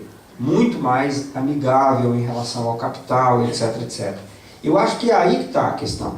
Quer dizer, porque o trabalho de base, você diz, bom, que políticas do governo você vai defender no trabalho de base? Eu acho que não é essa a perspectiva. A perspectiva é a seguinte: o trabalho de base é um trabalho de longo prazo e que visa mostrar, por exemplo, para essa pessoa que está no telemarketing, que é o exemplo que eu usei, que se ela quiser modificar enquanto classe, não individualmente, a sua condição, porque se ela quiser mudar individualmente, ela pode tentar trabalhar 14 horas, depois ir ter uma bolsa, estudar na universidade mais 4 horas, dormir pouquinho e trabalhar muito e tentar superar individualmente a condição de necessidade material. Mas se ela quiser superar enquanto classe, ela precisa se organizar enquanto classe numa perspectiva anticapitalista. Esse é o ponto. Essa é a mensagem que parou de ser dada. E ao parar de ser dada, tem um efeito curioso, que é o seguinte: de certa forma, o lulismo está criando as bases ideológicas do liberalismo no Brasil. Porque as pessoas estão melhorando de vida sem consciência de que esta é uma melhora que tem a ver com a luta de classes. E, portanto, uma parte dessas pessoas, eu não sei quantificar, acham que estão melhorando pelo seu próprio esforço, que o esforço individual é capaz de superar uma estrutura social, que, do meu ponto de vista, não é assim. Mas, para você mudar esse ponto de vista, precisa fazer o tal trabalho de base, que é um trabalho lento, é um trabalho vagaroso, e que, eu concordo com o que disse o Marx, foi feito de maneira exemplar nos interstícios da ditadura durante os anos 60 e 70. E é por isso que houve os anos 80. É por isso que os anos 80 aconteceram, do jeito que aconteceram. Porque durante todo aquele período foi feito um enorme trabalho de base no Brasil, que teve muito a ver com a Igreja Católica, mas não só, né? Com a sua capilaridade das comunidades eclesiais de base, que é isso que em certa medida cessou. Então, porque agora, enfrentando a questão que você me colocou, eu acho que um trabalho de base consistente precisa ser crítico ao governo. Ele não é contra o governo, porque ele precisa também reconhecer aquilo que o governo está fazendo de avanço e tentar empurrar o governo para que faça mais avanços. Mas ele tem que reconhecer. Não pode ser não pode ser um trabalho de chapa branca. Ele tem que ser um trabalho de esclarecimento, o que envolve crítica. Então, eu acho que aí é um problema muito importante, uma questão muito importante, e que não é uma questão, novamente que se repõe, porque ela estava aposta para a esquerda brasileira nos anos 50 e 60, que é como você lidar com o problema de formações que têm aspectos de populismo. Como é que você lida? Porque você não pode,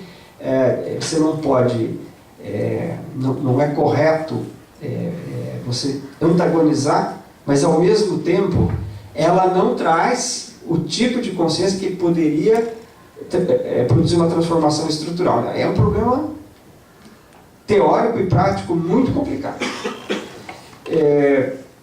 Se existe uma possibilidade de coalizão à esquerda, acho que não. Objetivamente, acho que não. O Vitor já não está mais aí. Ele se contentou com a resposta do Marcos. Ele preferiu uma visão... o Vitor está aí. Eu achei que você tinha preferido uma visão mais otimista. Eu acho que não está colocado. Quer dizer, o PT está numa orientação, nesse momento, nítida de sustentar a governabilidade. O problema da governabilidade, não sei se nós vamos ter tempo para entrar no debate, é um problema muito complicado, porque, de fato, você... vou só dizer duas coisas muito sintéticas. Eu acho que a questão de que você tem que ter amplas maiorias no Brasil parlamentares para governar não é uma cultura política, é uma necessidade real. Porém, eu concordo com o Marcos quando ele sugere algo do tipo: se você quiser construir uma força que acelere os processos de mudança, você precisa disputar as eleições com cara própria. Você precisa, porque isso se associa ao tal do trabalho de base. Não é? Quer dizer, o momento eleitoral é um momento que dialoga com o trabalho de base, quando ele existe. Dialoga como? Você apresentando na eleição, que o PT fez durante 20 anos, até 2002, 22 anos. Quer dizer, apresentando uma plataforma de mudança nítida e esclarecendo por que você quer essa mudança, e esclarecendo que essa mudança implica um certo grau de confronto. O que no Brasil é muito mal visto, porque a tradição brasileira não é a do confronto. Tudo isso, aí sim, pode ser mudado na forma de uma cultura política nova que, em certa medida, se deu. Então, eu acho que, isto posto, da maneira como eu estou enxergando a situação, acho que objetivamente não existe essa. Hoje não está no horizonte essa possibilidade. Bom, quem assinar a inscrita, lembrando a todos, mais duas perguntas do Felipe, mais dois colegas ali, lembrando a todos que temos exemplares dos dois livros, Os Sentidos do Lulismo, do André Singer, e Imobilismo em Movimento, do professor Marcos Nobre. Professor, por favor, sim, mais um instante. A minha pergunta é para o André. André, eu acho que você fez uma análise muito certeira, muito lúcida do significado do lulismo e da conjuntura política brasileira no início do século XXI.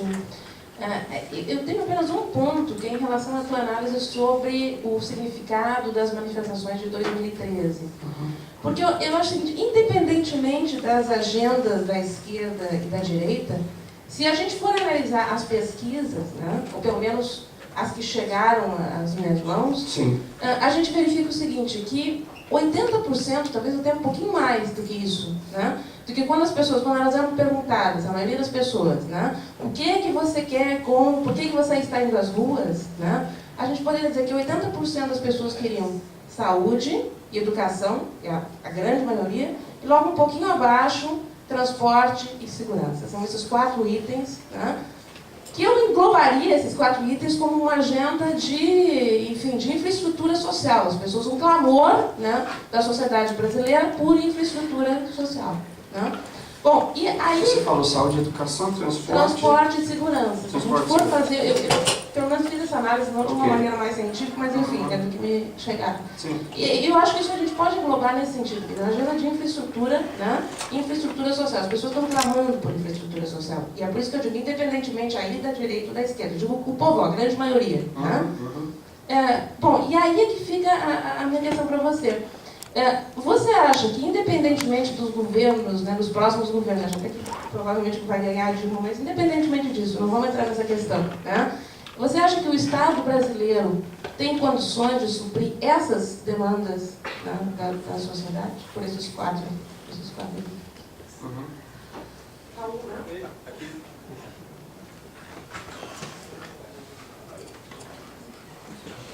Bom, primeiramente, agradecer o debate de qualidade. Meu nome é Caio, eu sou estudante de jornalismo e a minha pergunta é para os dois professores. Vocês falaram bastante da questão das jornadas de junho de 2013, deram outros nomes, enfim, e o Partido dos Trabalhadores, ele permeou todo o debate, né? Querendo ou não, nominando ou não, ele estava sempre presente.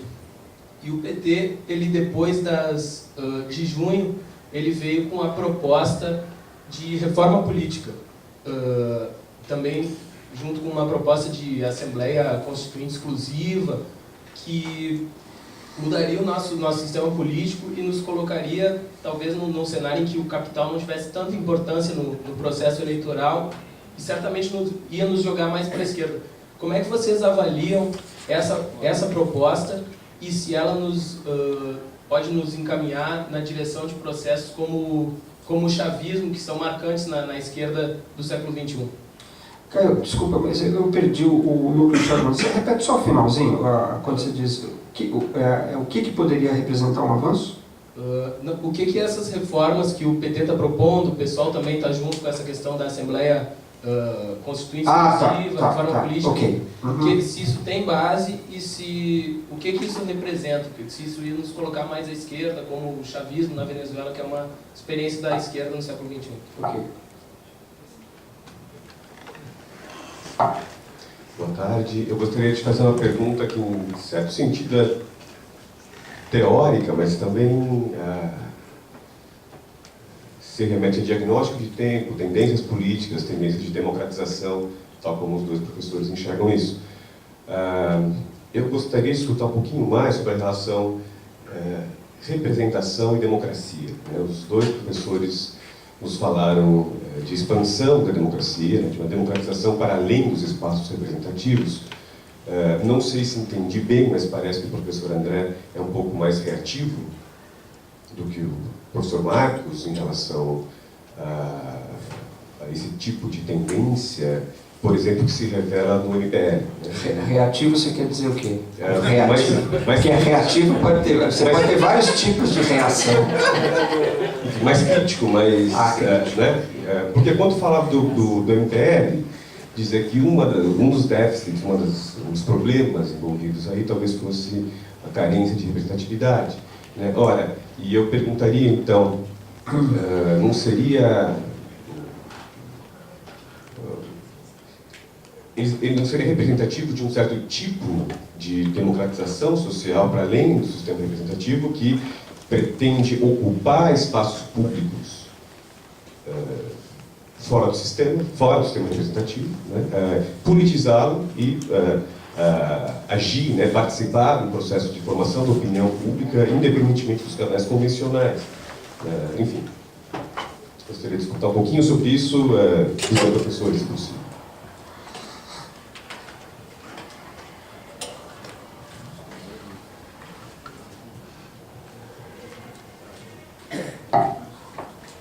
Boa tarde, queria cumprimentar o Marcos, também o André. E na minha avaliação, né, um pouco uma sugestão, digamos, para o debate, para a pesquisa também. Né?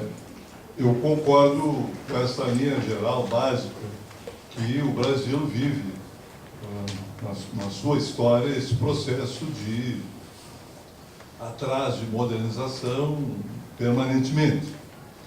E essa é uma das características particulares do nosso subdesenvolvimento. Agora, eu acho que este período que foi mais especificamente tratado, né, principalmente a questão do PMDBismo, ou depois uma visão um pouco mais genérica do lulismo, eu acho que tem questões aí que são um pouco mais complexas e que, talvez pela diversidade do país, que também é outro elemento que explica essa questão do moderno e do atraso, para poder dar conta do conjunto do que ocorre e das experiências. Né? Eu não acho que o PMDBismo, talvez até enquanto uma tentativa de conceito que não se esgota no PMDB, talvez aí pode se rejeitar, porque do ponto de vista numérico e de peso, efetivamente, para fazer valer isto, o PMDB elegeu em 86, na Constituinte, foi o grande vencedor, né, 270 deputados, pouco mais, 279, se não me engano. Hoje tem 77. Mano, quer dizer, o que significou isso? Significou que esse declínio, né, de 279, sozinho mais da metade do Congresso, para ter 77 hoje, é porque há um processo de declínio evidente, de esgotamento, de uma frente política que se caracterizava meramente pela resistência à ditadura. Ali dentro tinha de tudo, não é? Até eu, durante um período. E na resistência, no velho MDB. Né? Por sinal, nunca fui filiado, mas estava lá dentro daquela ideia da frente, junto com o André Foster, no Instituto de Estudos Políticos, Econômicos e Sociais, que era um guarda-chuva protetor para a gente sobreviver na ditadura. Agora, então eu acho que aí este fenômeno, eu quero pegar a última intervenção, ou a penúltima, que é o problema do sistema eleitoral. Né? Eu acho que o centrão, ou o peso desse mobilismo das mudanças, é que a Constituição, que herdou do regime militar um sistema político completamente anacrônico, completamente antidemocrático, o manteve integralmente. Nós somos um dos poucos países que o voto é nominal. Né? O Senado vota tudo que a Câmara vota. Só isso já é uma contradição em termos absolutos. Então, o peso desse conservadorismo, ele teria que ser, no mínimo, diluído com as outras responsabilidades, que é essa infinidade de siglas de aluguel que se formaram, um pouco com base evangélica, outro pouco com base de arrivismo exclusivamente, outro pouco com base de alguma formulação um pouquinho mais, né, de uma teoria política, etc., mas que se restringem à compra e venda de espaço de rádio e televisão e disputa de emprego, de cargo, que é o que predomina. Isso sim é que é o responsável por aquele centrão, não o da Constituinte, mas o que está aí hoje, que com a maior facilidade se move voto a voto, projeto a projeto, cada projeto, e que torna, portanto, inviável, impossível, né, a tal governabilidade via congressual. E a mesma coisa, né, eu partilho em grande parte das críticas que o André coloca em relação aos limites do lulismo. Agora, eu acho que lulismo, petismo, são coisas um pouco diferentes. Como também a situação nacional do Brasil, se a gente pegar o rapaz que fez aquela pergunta sobre PSOL, PT, a esquerda, quando é que vai ter uma configuração de esquerda mais nítida para as pessoas enxergar? Agora, nesse momento, no Amapá, está acontecendo isso. Mas no Amapá, quer dizer, o PSB, que lá é dilmista e não do Campos, né? O PT e o PSOL. Ou seja, as desigualdades do Brasil, né? O quadro extremamente distinto, diferenciado do Brasil, torna muito difícil também a gente poder incorporar ou restringir, quando se fala num conceito ou no outro, no lulismo ou no petismo, a gente abarcar. Nesta cidade, nós governamos 16 anos sem aliança e sem ter que ter maioria na Câmara para dizer que tinha que ter governabilidade. E governamos 16 anos. E levamos à frente um programa que estava comprometido com a população que votou. Isso foi possível.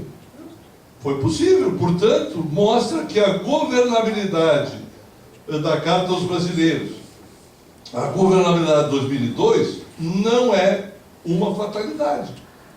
Aquilo foi uma disputa política fortíssima dentro do PT. E ganhou a corrente majoritária, ganhou Lula, entendendo que o único caminho era a governabilidade via Congresso. Agora, isso é um debate que vai além do nosso partido, do meu partido, o PT. Né? E assim como a gente briga, já não é de 2000, né? Muito antes, que a gente disputa essa questão da reforma política, mas sem condições de ter voto, de ter força para aprová-la. Né? Então, eu entendo que o principal, né, até pela dificuldade da gente definir programaticamente o que é o PMDBismo. Essa federação que diz, né, essa federação.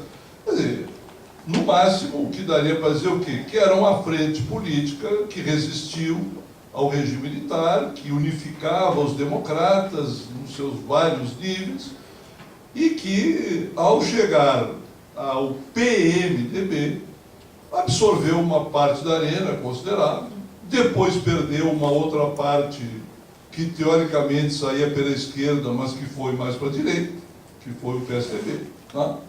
Quer dizer, a ruptura era pela esquerda e pela moralidade pública.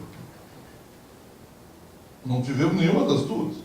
Então, esse é o problema do quadro partidário brasileiro, que está 30 anos como... Eu acho que a gente tem que ser um pouco condescendente com o povo brasileiro. Nós temos 30 anos de experiência minimamente pluripartidária. A de 46 durou 1 ano, porque o Partido Comunista em 47 já estava na ilegalidade, já foi caçado pelos outros partidos, o que dava uma ideia do que era a democracia brasileira. Então, eu gostaria de sugerir que essa análise incorporasse um pouco o problema do sistema, né, objetivamente, porque é ele que nos embreta todo ano aí a um processo de voto nominal que dilui qualquer projeto, qualquer programa, e dominado pelo poder econômico. Dominado, provado hoje pelos estudos feitos lá na Câmara, dominado, 71% dos deputados hoje combinam a sua eleição com o fato de estar entre as campanhas mais caras nos seus respectivos estados. Quer dizer, se isso não é irretorquível, né? Nós vamos esperar o quê? Para essa eleição desse ano, chegar a 75%, 80% do poder econômico dominando. E é isso que eu acho que é o grande desafio da sociedade brasileira. É criar verdadeiros partidos. Mas com esse sistema eleitoral que está aí, não tem como criar grandes partidos. Nós vamos ficar reféns do voto nominal e do dinheiro de quem paga as contas e que vai dominar o eleito depois. Obrigado. O Rodrigo Nunes, a última pergunta.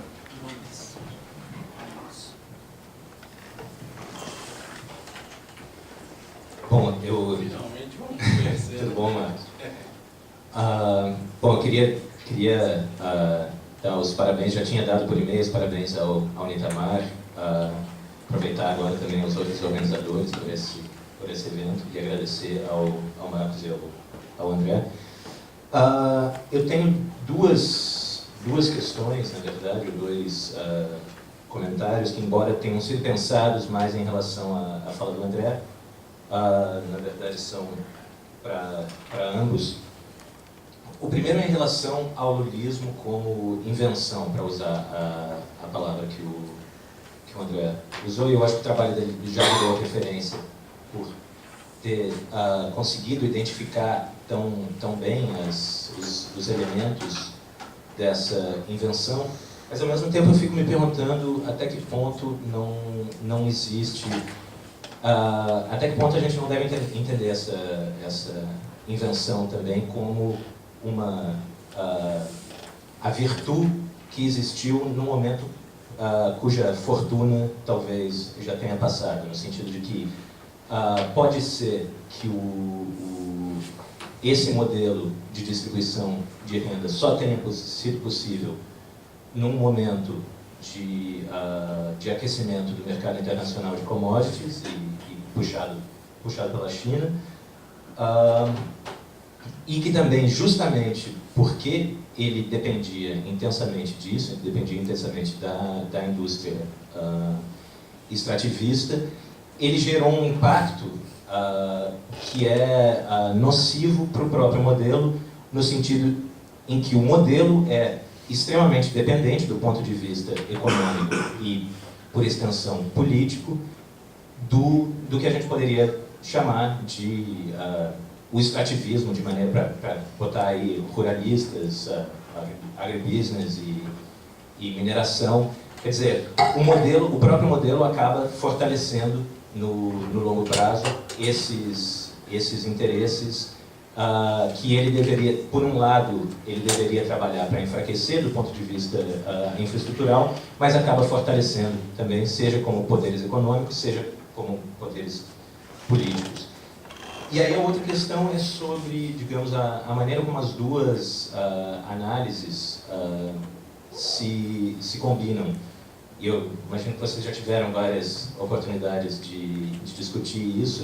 Me parece que elas podem ser complementares. E essa, principalmente nas falas que a gente viu hoje, a gente viu uma fala que era muito mais infraestrutural, digamos, pensando as condições políticas do momento, e outra que estava muito mais preocupada em pensar as mudanças estruturais, ou que podem se tornar mudanças estruturais que aconteceram nesses últimos 10 anos. Mas eu me pergunto até que ponto nesse momento a questão superestrutural não pode ser o ponto cego da gente, o ponto cego da análise infraestrutural. No seguinte sentido, me pareceu notável na análise que o André fez do governo Dilma, que você falou da tentativa de avanço do governo no sentido da gestão macroeconômica, mas, ao mesmo tempo, esse governo foi sentido por muita gente, desde o início, como um retrocesso político bastante grande, porque em várias questões, Código Florestal, direitos reprodutivos e orientação sexual, direitos indígenas, etc., se sentiu que justamente esse governo, em todas as paradas em que ele tinha que decidir entre um lado e o outro, ele sempre pendia politicamente para o lado dos pluralistas, dos conservadores, etc. E eu acho que a gente tem que essa percepção que foi se acumulando é uma parte importante de junho que a gente não pode ignorar, e que talvez aí realmente as hipóteses do Marcos ganhem força, que elas tenham, a gente esteja num momento de crise do sistema representativo, para o qual uma leitura do que está acontecendo sobredeterminada pelo cenário eleitoral não vai funcionar, porque justamente quem ganhou, me parece, não foi... Eu concordo que a grande maioria, naquele segundo momento que foi o mais curto das manifestações de junho, a grande maioria era de centro, mas não no sentido de que fosse ideologicamente de centro. Na verdade, era gente que não era nem esquerda nem direita, mas isso não necessariamente os torna centros. Na verdade, é um público em disputa, e que justamente, como você indicou, não foi disputado politicamente pelo PT nesses anos.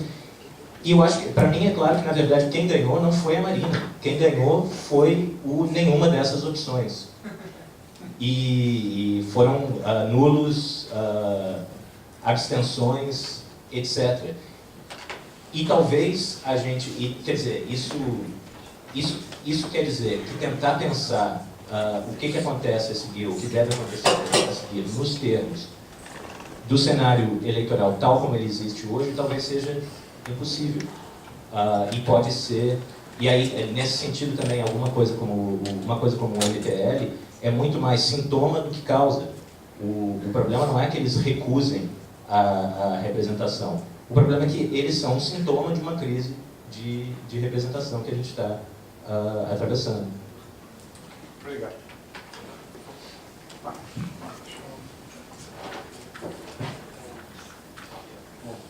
Primeiro, eu tenho aqui a pergunta do Caio, né? Eu não sei, você disse que o PT permeou todo o debate, mas eu não percebi, né? Do meu ponto de vista, e por isso, para mim, é tão importante falar em social-desenvolvimentismo, na sua origem na Constituição Federal de 1988, que é justamente para dizer, olha, o social-desenvolvimentismo não é obra de um partido nem de um governo, certo? Ele é obra da sociedade, tanto da sociedade que brigou para fazer essa Constituição, como da sociedade que brigou para que ela fosse implementada, certo? Com avanço, recusa, é assim mesmo a vida, né? Mas da minha perspectiva, o PT é um ator importantíssimo dessa história, mas não é o único ator. Então, se permeou o debate significar isso, aí eu acho mais grave. Não quis dar essa impressão, sem tirar a importância decisiva que o PT tem na história do país. Olha, essa coisa da reforma política, eu tenho assim, a primeira coisa não é a reforma política, é a reforma eleitoral, né? A que foi proposta. A proposta de uma Assembleia Constituinte exclusiva, daí seria outra história, né? Mas o que foi proposto como reforma política é uma reforma eleitoral. E, aliás, eu tendo a dizer, eu acho que não é uma reforma eleitoral que vai resolver o problema, sabe? Reforma política, para mim, é uma coisa muito mais profunda do que isso. Reforma política, também assim, olha, não me importa se tem 39, 40, 42, 50 ministérios. O que me importa é por que existe 39. Existe 39 porque você tem uma base amorfa e inchada que você precisa acomodar. Então, se os ministérios não estão correspondendo, de fato, a uma necessidade do Estado, mas estão correspondendo a uma necessidade de uma coalizão em superbloco, tem alguma coisa errada. Se você tem 22 mil cargos comissionados, ninguém sabe quantos são. Para quê você tem 22 mil cargos comissionados? Entende? Quando eu estou querendo falar em reforma radical do sistema político, eu estou querendo falar de uma reforma da cultura política que domina o sistema político, que é uma coisa bem mais profunda do que uma reforma eleitoral. Uma reforma eleitoral pode ser importante, a gente pode até discutir, mas eu não acho que ela vai mudar fundamentalmente alguma coisa. Então, e a mudança dessa cultura política começa, por exemplo, na resposta anterior que eu tinha dado, dizer, olha, nós precisamos de programas eleitorais, mas não só eleitorais, de programas políticos enxutos e aguerridos e para valer. E não esse discurso genérico a favor da educação, da saúde, da felicidade geral, marqueteiro. Então, ou a gente aprofunda, de fato, a democracia no Brasil, ou a gente, de fato, vai para o confronto democrático para implementar o social-desenvolvimentismo, seja da maneira que as pessoas entenderem essa expressão, ou nós não vamos avançar democraticamente. Esse é o meu ponto, vamos dizer, aqui, a conclusão, vamos dizer, a tendência para qual aponta o diagnóstico que eu faço. Então, Felipe, é importantíssimo isso da referência à representação, democracia e o que significa o autonomismo do MPL, né? Então, o André levantou o problema de um certo déficit institucional que teria nesse movimento. Aqui eu teria que falar uma coisa um pouquinho mais comprida, não daria muito tempo, falar um pouco sobre o que significou o Maio de 68 no mundo. Não o que aconteceu na França. O imaginário de transformação social que foi decantado durante 4 décadas a partir do Maio de 68. Então, você sabe que o Maio de 68 francês, ele foi o resultado não só de eventos na França, etc., mas de movimentos de caráter mundial, que muito anteriores ao Maio de 68. O Maio de 68, eu acho que mudou a nossa maneira de entender a transformação social radical. Por quê? Porque a partir do Maio de 68, não se trata mais de tomar o poder. A transformação radical da sociedade é uma transformação que vem da base num sentido diferente. Não é da base que quer chegar ao poder para, a partir do poder, produzir, na linguagem, vamos dizer, sexista que sempre dominou o século XX, o novo homem. O novo homem, a nova sociedade. Não. É a sociedade falando para a própria sociedade sem pretensão de tomada de poder. Ao mesmo tempo, evidentemente, querendo influenciar o poder, querendo transformar o poder. Mas é como se esse autonomismo que a gente herdou de 68, e claro, tem outros modelos de transformação social radical, por exemplo, o punk, né? Que vai dar num outro tipo mas que tem uma característica muito parecida, que fala da sociedade para a sociedade. Não está falando para o poder e nem está falando de cima para a sociedade. Entende? Então, isso eu acho que é fundamental e apareceu em junho de 2013. Essa transformação. Claro, isso tem que ter consequências institucionais para ter avanço, sim, mas elas não estão dadas de antemão e elas vão ser disputadas também. E a ideia de que, essa ideia, olha, tá bom, você está criticando tudo e tal, mas qual é a tua proposta? Essa é a pergunta errada. Tá certo, eu acho. Essa é a pergunta errada. Você está criticando tudo e eu paro aqui. Eu estou criticando tudo. Se você quiser discutir institucionalização, nós vamos discutir. Quais são as propostas que estão na mesa? O que o sistema político está fazendo para responder a essas demandas radicais feitas da sociedade? Né? Como disse o Rodrigo, de fato, nós temos um problema de representação. Mas não significa que a sociedade tem que resolver o problema da representação, certo? O sistema político que resolva isso. E que a sociedade crie mecanismos de representação sociais, diretos, que vão conviver. Então você tem uma pluralização da representação, já tem algum tempo, no mundo inteiro. O que eu acho que a gente tem que entender é a natureza da transformação social radical depois da década de 60. Eu acho que ela mudou. Acho que o modelo da Revolução Francesa foi por água abaixo. Certo? Acabou. Nós temos um outro modelo social radical de transformação. desculpa eu ter me expressado mal. Quando eu falo PMDBismo, eu não quero me referir ao PMDB só. PMDBismo, para mim, é a cultura política do sistema político. Eu quero dizer, todo partido quer funcionar como o PMDB. E a sua descrição me parece perfeita para os meus objetivos. O que eu estou querendo dizer é que aquela unidade forçada contra a ditadura militar, ela permaneceu, apesar de não ser mais necessária a luta contra a ditadura militar. Então, essa unidade forçada, a formação do superbloco, ele permanece, mas a origem dele, que era justamente a luta contra a ditadura, desaparece. Então é nesse momento que essa necessidade para mim é caduca. Ela não tem mais razão para ser. Nós não temos mais que ficar com aquele fantasma da democracia de 46, dizendo, olha, se você deixar alguém de fora, esse alguém vai começar uma sedição. Esse grupo vai começar a articular o golpe, entende? Que era a loucura dessa loucura. A ideia fixa da geração que viveu a democracia de 46 e o golpe de 64. Nós temos que impedir que grupos fiquem fora do blocão, porque eles começam a articular o golpe. Fala, olha, isso não diz mais respeito à nossa vivência democrática e ao nosso momento democrático. Então, acho que eu me expressei mal sobre isso. Sobre a relação entre o moderno e o atraso, de fato, eu e o André temos uma diferença. E essa daí eu acho que não tem como a gente ser complementar em um monte de coisa a gente é. Mas, para mim, o par moderno e atrasado, moderno e arcaico, não existe mais. Ele pertence a um momento do mundo e do Brasil no qual nós tínhamos processos de modernização da maneira clássica. Nós não temos mais isso, né? O que nós temos agora é um novo modernismo, um novo processo de modernização, e essas categorias anteriores, eu acho, atrapalham entender o que está acontecendo e não ajudam. Elas nos impedem de entender o que está acontecendo, mas essa é uma discussão longa, né? Não dá para entrar. O seu exemplo do Brasil como complexo é importante. Sobre o Rodrigo, de fato, olha, sem o boom de commodities, né, não teria acontecido o que aconteceu no governo Lula. Mas o boom de commodities sem vetor de distribuição podia ter acontecido também, tá certo? Então, se ele aconteceu, foi porque você tinha ali, vamos dizer, apesar de todo o PMDBismo, você tinha uma força de implementação do modelo social desenvolvimentista que estava ali presente para que isso pudesse acontecer.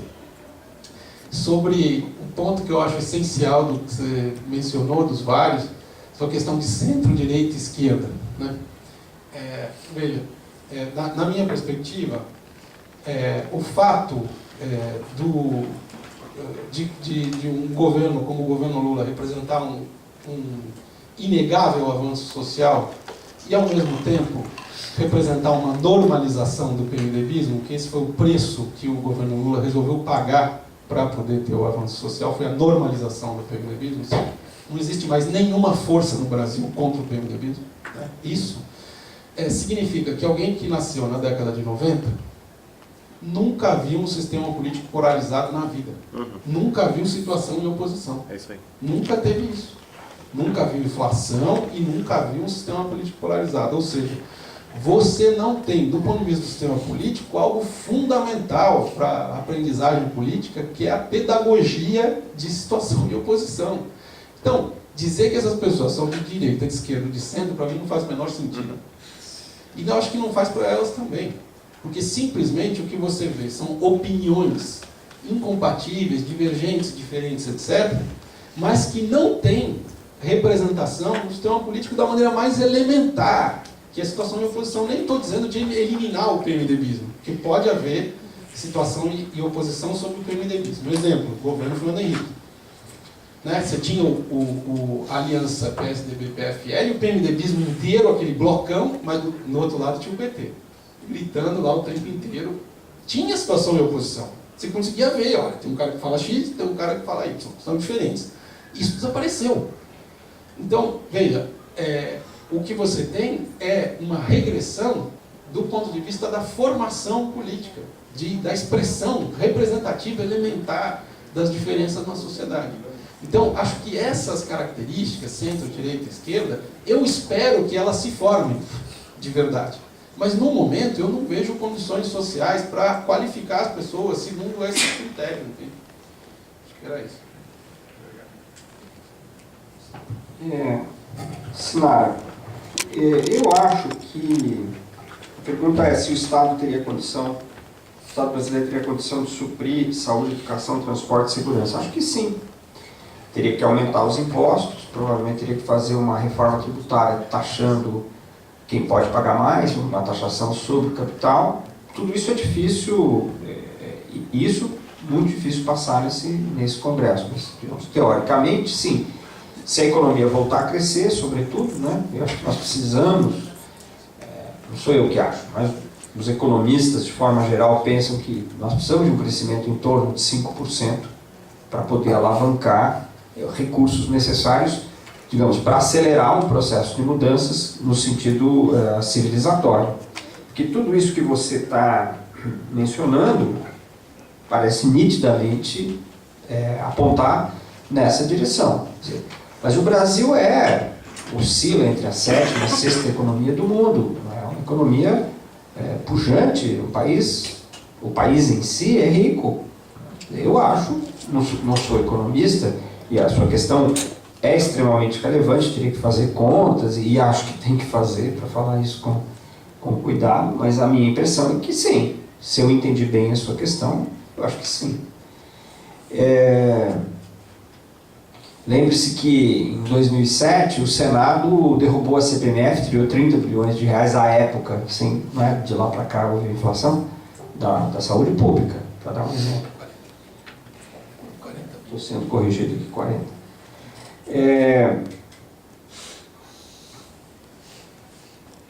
Olha, Caio, essa pergunta é difícil. Se a Assembleia Constituinte Exclusiva representaria um avanço para o Brasil? Eu acredito que sim. Aqui entra uma questão que depois eu vou retomar quando eu conversar com as questões difíceis postas pelo deputado Raul Ponte. Mas é o seguinte, eu tenho uma posição metodológica de cuidado com mudanças institucionais. Porque, historicamente, há uma série de experiências em que você faz uma reforma que visa uma coisa e o resultado é o contrário. Um caso que eu poderia citar é o da Itália, em 92. A Itália fez uma reforma política para fortalecer o sistema representativo. Essa reforma implodiu os antigos partidos e acabou produzindo Berlusconi. Então, a literatura sobre instituições mostra que aí sim entram questões de engenharia. Né? Mexe numa regra aqui, achando que vai dar uma coisa, dá o oposto. Então, por esse cuidado de princípio, eu diria, façamos as coisas com bastante cautela nessa área. Eu me lembro de companheiros, anos atrás, dizendo, olha, tomem cuidado com essa questão de constituinte exclusiva, porque vocês podem chamar a constituinte para uma coisa e ela ser aproveitada pela direita para revogar uma série de avanços que estão na Constituição de 88. Eu não estou dizendo necessariamente que isso vai acontecer, e também não estou, em função disso que eu estou expondo aqui, advogando em favor do imobilismo. Mas eu acho que num debate acadêmico, que nossa obrigação é refletir, pensar, eu acho que é minha obrigação trazer essas questões. Então, a Constituinte Exclusiva pode ser um caminho de nós? Pode.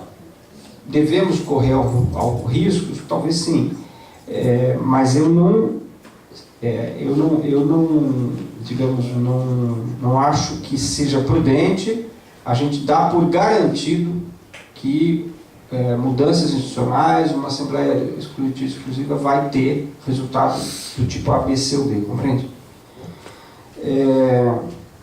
Com relação à questão do Felipe, foi engraçado, antes disso que eu fui reativo, aí que eu fui... Não, eu não quis ser crítico em relação ao MPL, eu simplesmente quis dizer o seguinte, aí não sei se... acho que... eu concordo com você que o MPL representa uma tentativa de politizar o espaço público e acho extremamente positiva essa contribuição. O que eu quis dizer e vou reafirmar aqui é o seguinte, o MPL tem uma recusa da representação. E essa recusa da representação não ajuda, porque nós precisamos da representação. Essa é a questão. Eu acho, primeiro, precisamos da democracia. A democracia é uma grande invenção humana, um tremendo avanço. Eu acho que nós temos que defender a democracia e avançar dentro da democracia. E democracia depende de representação. Agora, ao mesmo tempo, poder-se dizer que a representação, para ser boa, depende de participação. Então, é uma dialética aí entre as duas coisas. Eu quis apenas assinalar que precisa das duas partes. Que no MPL fortalece muito um lado e desconhece o outro. Queria agradecer as observações do deputado Raul Ponte, que é uma referência na esquerda brasileira, e dizer que as questões são muito difíceis, porque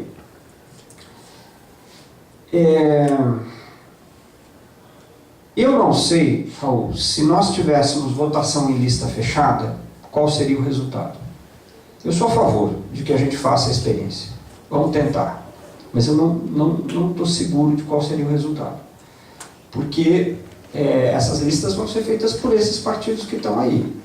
Não vão surgir nem novos partidos e, sobretudo, não vão surgir novas pessoas e novas classes. São essas que estão aí, que vão fazer essas listas. É claro que a lista fechada dá um conteúdo mais partidário, mas quem vai estar nessas listas? Você levantou uma questão, esta sim eu concordo plenamente, que é o problema do financiamento. Claro, agora, o problema do financiamento me parece que é o seguinte, a literatura mostra que isso está posto para todas as democracias do mundo.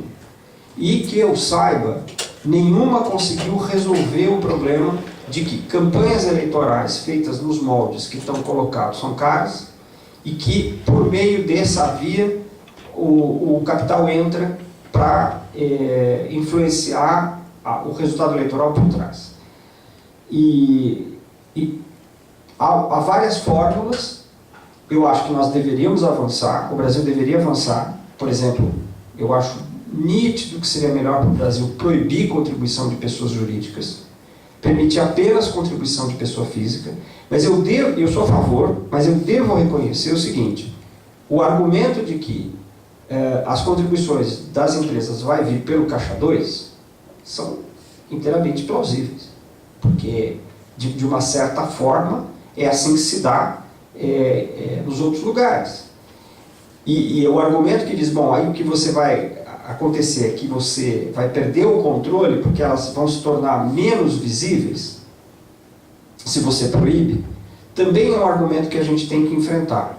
Qual é a resposta que eu poderia dar? Eu diria, eu acho que o controle só vai se dar se houver mais participação, se a sociedade quiser controlar, se houver mobilização para controlar.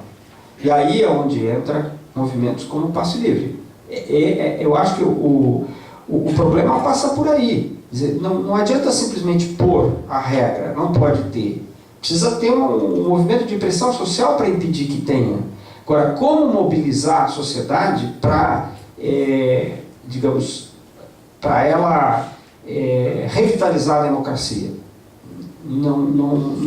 É uma equação que não tá sendo bem resolvida em lugar nenhum, porque os grandes movimentos dos últimos anos, do tipo Indignados na Espanha, Occupy Wall Street, se retraem quando vem a questão da representação, em vez de tentar entrar na questão da representação.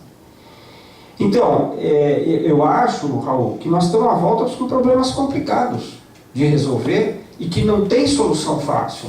E em certa medida, isso remete para o diálogo que eu tenho tido com o Marcos. Quer dizer, eu acho que, sim, esses problemas existem, mas por onde que vai resolver? Vai resolver mudando, o Marx chama de cultura política. Bom, se cultura política for o que está na mobilização da sociedade, então nós estamos de acordo. Mas, quando o Marx fala de um sistema, e agora você dá tanta ênfase para isso, eu fico me perguntando, bom, porque eu não vejo solução fácil. Não só porque não vai ser aprovado, porque quem tem que aprovar é quem foi eleito por essas regras, mas também porque eu não vejo que uma mera reforma das instituições vá de per si dar resultados. Os resultados são muito dúbios, difícil. Eu penso que depende da mobilização da sociedade, qualquer resultado que você quiser. Então, eu reconheço, né, que você tem siglas de aluguel, claro, evidente. Como é que você pode coibir? Mas volto a dizer, você pode fazer uma regra, tentando dizer, bom, não pode negociar e tal. Como é que você negociar tempo, espaço na TV, né? Mas como é que isso vai de fato acontecer? Se a sociedade se mobilizar para fiscalizar, para exigir, tem que caçar essa sigla que fez isso. Nós queremos um sistema político de outro tipo. Bom, muito obrigado. Mais uma vez, lembramos que estamos com os 2 livros aqui dos autores, dos colegas debatedores, professor André Singer, professor Marcos Nobre. Mais uma vez, muito obrigado. Agradecemos a todos a atenção, a contribuição pelas perguntas. E lembramos que na próxima segunda-feira, às 16h30, teremos outro debate aqui, nesse mesmo local, sobre o programa Mais Médicos. Muito obrigado. Boa noite.